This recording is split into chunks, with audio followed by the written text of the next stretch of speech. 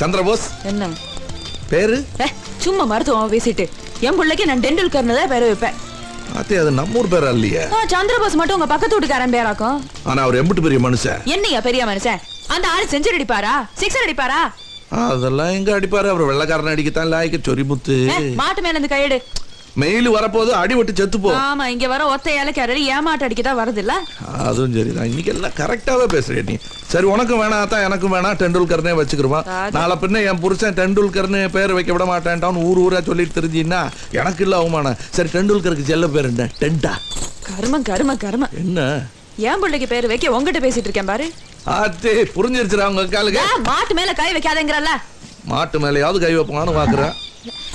என்ன நீ வெக்கங்கிட்ட மாட அந்தாள் பின்னாடி மோந்துட்டு திரியற? வீட்டுக்கு வா உனக்கு இருக்கு. வீட்டுக்கு வந்தா எனக்கு இருக்கா? ஏனா இல்ல நீங்க அடிக்கடி வருவல்ல. எதுக்கு? ஒண்ணுக்குள்ள ஒண்ணு ஐட்டம்ல உன் சித்த பொண்ணு நானு.